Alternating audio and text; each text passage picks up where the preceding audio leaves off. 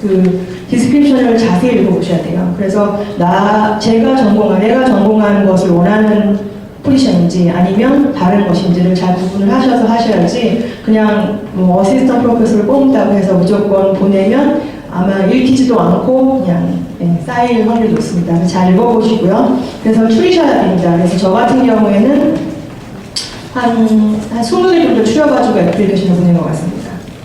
그 다음에 애플리케이션 패킷은 아카데믹 포지션은 사실은 좀 이렇게 틀에 박혔다고 해야 될 수 있는데요. 한 5가지 정도의 서류를 준비하시면 됩니다. 첫 번째 CV 준비하셔야 되고요. 두 번째 커버 레터, 세 번째 티칭 스테이먼트, 그 다음에 리서치 스테이먼트. 그 다음에 레코멘데이션 레터는 여러분들이 레퍼런스를 지정하신 교수님들의 레코멘데이션을 받으면 되고요.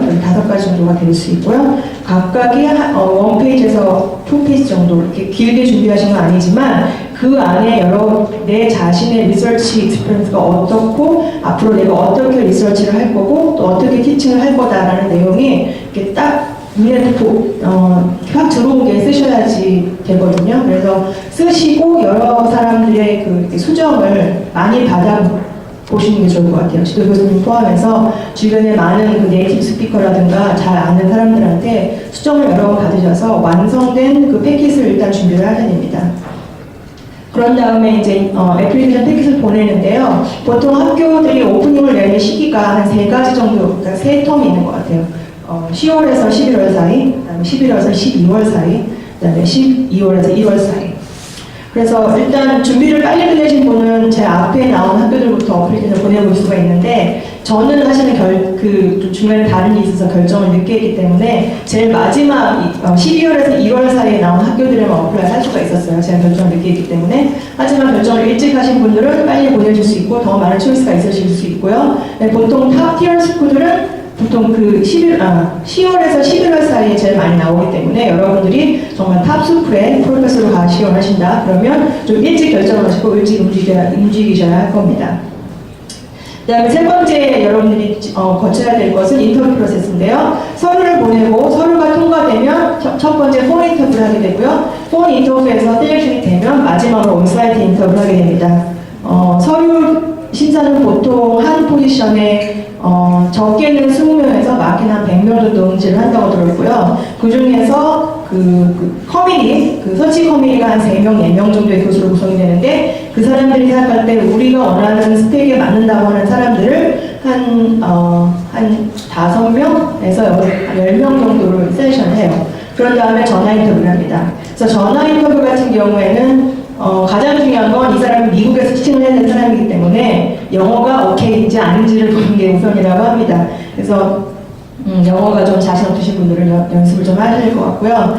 실제로 그런 케이스가 많이 있어서 그래요. 좋은 퀄리티를 가진 사람인데 중국 학생의 경우에 좋지만 영어가 안 돼서 떨어진 경우가 있었다. 하이를 했는데 좋지 않아서 그래서 폰 인터뷰 과정이 생겼다는 얘기를 들었어요. 그래서 폰 인터뷰가 되고요. 그 다음에 폰 인터뷰에서 셀렉션이 되면은 아마 한 3명에서 4명 정도의 사람들이 그 학교에 직접 가서 하루 원데이나 혹은 투데이 인터뷰를 하게 되는데요. 그 인터뷰 때에는 여러분들이 준비하신 자신의 연구를 발표하시는 1시간 정도의 세미나 시간이 있고요. 그 다음에 원투원으로 각 과와 그 다음에 그 스쿨 단과대와 거기에 관련된 사람들을 한 명씩 만나서 인터뷰하는 시간이 있을 겁니다.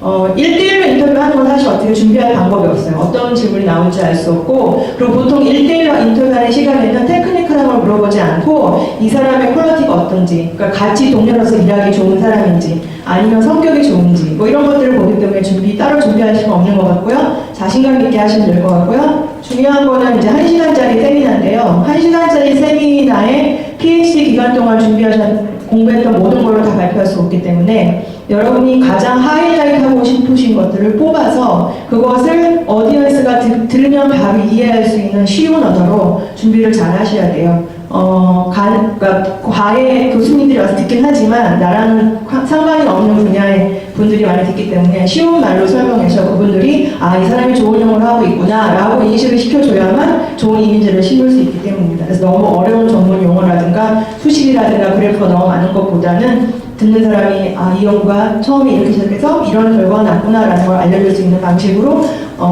세미나를 준비하시면 되고요. 여기까지 지나고 나시면 여러분들이 할 수 있는 일은 모두 끝난 거고요. 그 다음에는 겸손하게 결과를 기다리시면 되겠습니다.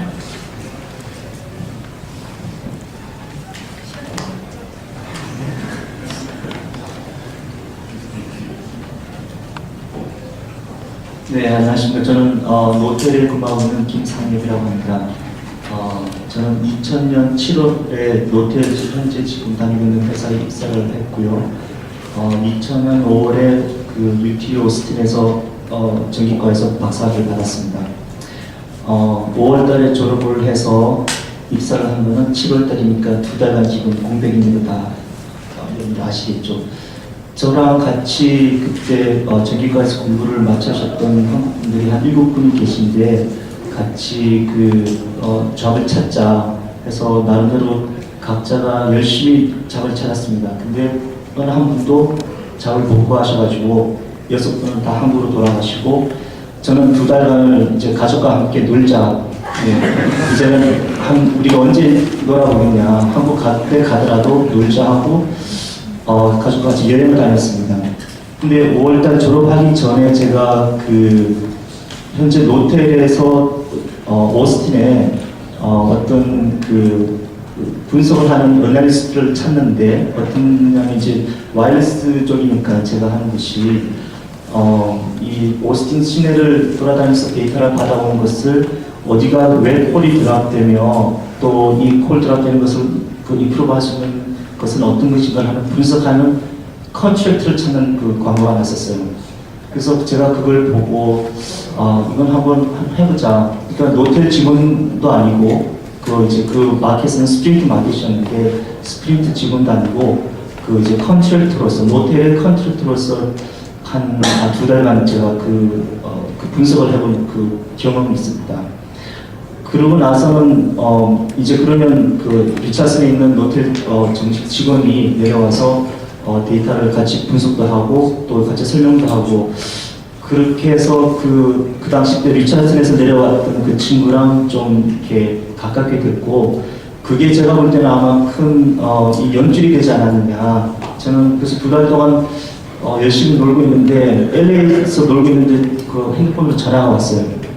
이제 노텔에 있는 코어 RF 엔지니어링 팀에 있는 하이어링 매니저가 자기가 자기 동료한테서 제 이야기를 들었다고 한번 온사이트 면접을 해볼 수 있으면 좋겠다.